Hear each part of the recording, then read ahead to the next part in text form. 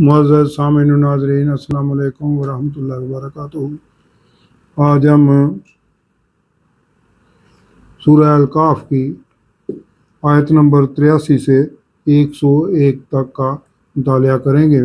تو ابتدا میں تلاوت کلام پاک۔ اعوذ باللہ من الشیطان الرجیم، بسم اللہ الرحمن الرحیم۔ وَيَسْأَلُونَكَ عَنْ ذِي الْقَرْنَيْنِ قُلْ سَأَتْلُو إِلَيْكُم مِّنْهُ ذِكْرًا إِنَّا مَكَّنَّا لَهُ فِي الْأَرْضِ وَآتَيْنَاهُ مِنْ كُلِّ شَيْءٍ سَبَبًا فَأَتْبَعَ سَبَبًا حَتَّىٰ إِذَا بَلَغَ مَغْرِبَ الشَّمْسِ وَجَدَهَا تَغْرُبُ فِي عَيْنٍ حَمِئَةٍ وَوَجَدَ عِندَهَا قَوْمًا قُلْنَا يَا ذَا الْقَرْنَيْنِ إِمَّا أَن تُعَذِّبَ وَإِمَّا أَن تَتَّخِذَ فِيهِمْ حُسْنًا قَالَ أَمَّا مَنْ ظَلَمَ فَسَوْفَ نُعَذِّبُهُ ثُمَّ يُرَدُّ إِلَىٰ رَبِّهِ فَيُعَذِّبُهُ عَذَابًا نُكْرًا وَأَمَّا مَنْ آمَنَ وَعَمِلَ صَالِحًا فَلَهُ جَزَاءً الْحُسْنَى وَسَنَقُولُ لَهُ مِنْ أَمْرِنَا یسرا۔ صدق اللہ العظیم۔ اب آیت نمبر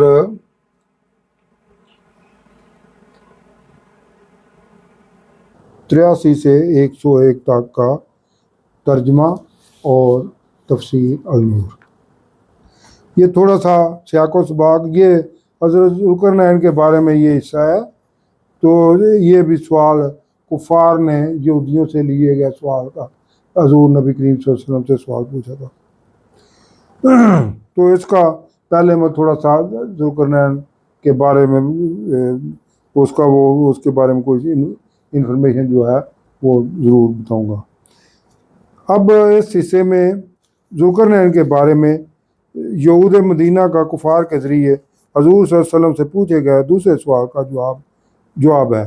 ذوالقرنین کون تھے؟ ذوالقرنین قدیم ایران کے بادشاہ کیخورس یا سائرس کا دوسرا نام تھا۔ اس وقت ایران میں دو ریاستیں تھیں، ایک کا نام پارس یا فارس اور دوسری ریاست کا نام ماوا تھا۔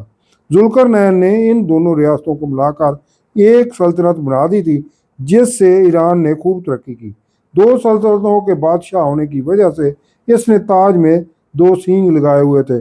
مولانا ابو الکلام آزاد نے بھی اپنی تفسیر ترجمان القرآن میں بھی کیخورس یا سائرس کو ہی ذوالقرنین قرار دیا ہے، جس کی بنیاد پر شاہ ایران رضا شاہ پہلوی کے دور میں ایک عظیم فاتح کا مجسمہ بھی دریافت کیا گیا تھا۔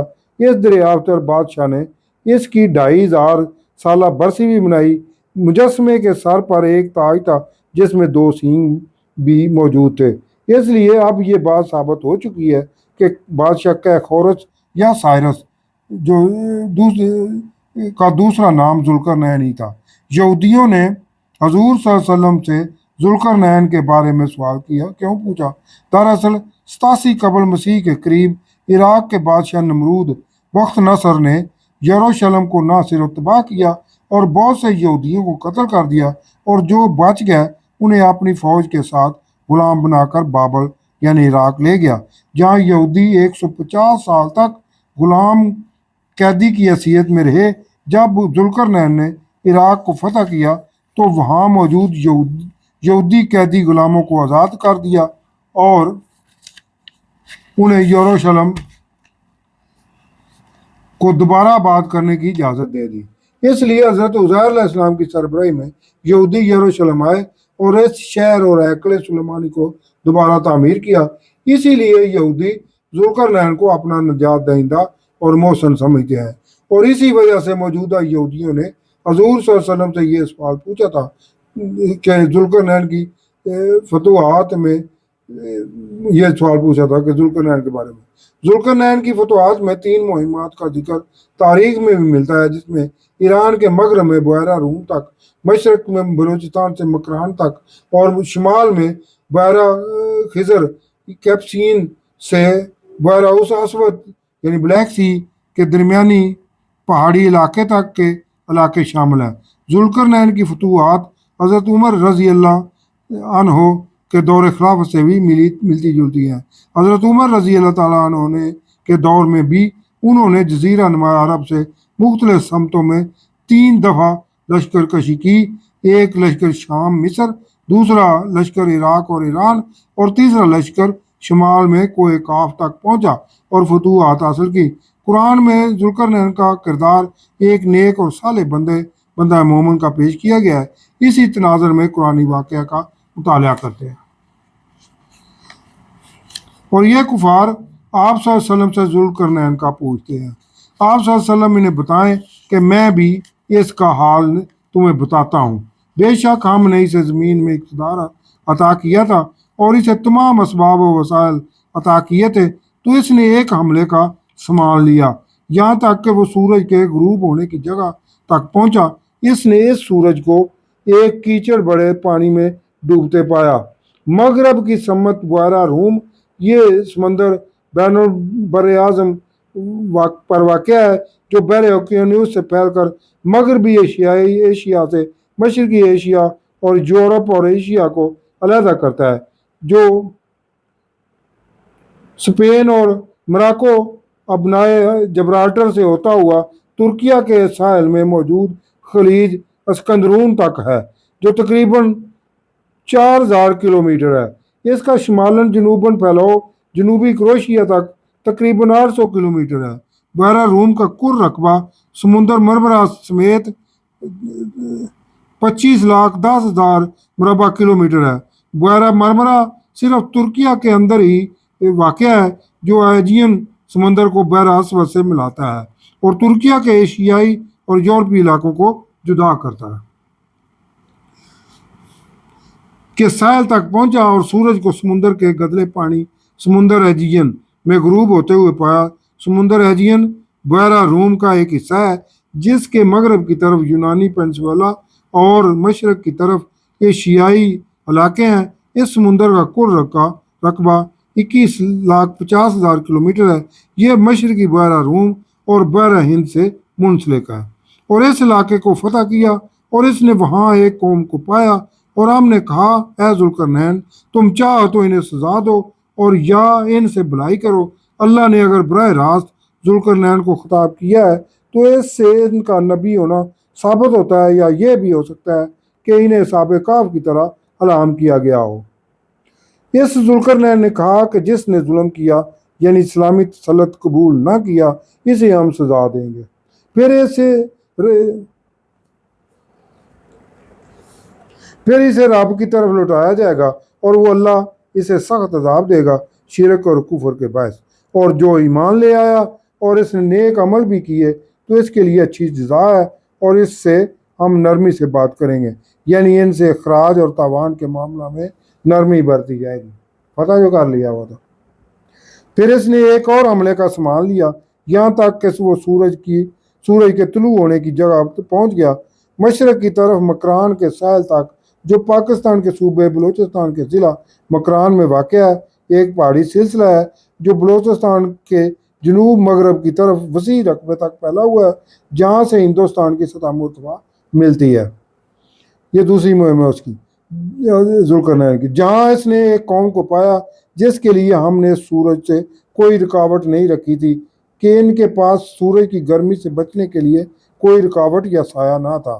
یہاں ایسے لوگ آباد تھے جو زمین پر صرف دیواریں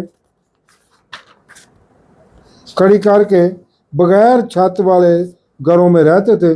پھر ایسا ہی ہوا کہ پہلی مغربی فتح کی طرح مشرقی فتح بھی حاصل کی اور ہمیں اس کی خبر تھی۔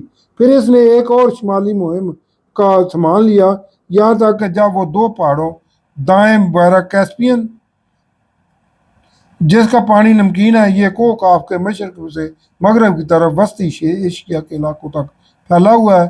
یہ ایک گھاس کا وسیع میدانی علاقہ ہے جو درختوں سے خالی ہے، اور بائیں طرف بحیرہ اسود جو جنوب مشرقی یورپ اور اناطولیہ کے درمیان واقع ہے، اور بحر اوقیانوس اور مشرقی یورپ کے درمیان واقع ہے، اور بحیرہ روم کے ذریعے اس سے جڑا ہوا ہے۔ اس طرح یہ سمندر آبنائے فاسفورس اور بحر مرمرہ کے ذریعے بحیرہ روم سے، اور آبنائے کرچ کے ذریعے بحیرہ अजूफ से भी मुंसलिक है।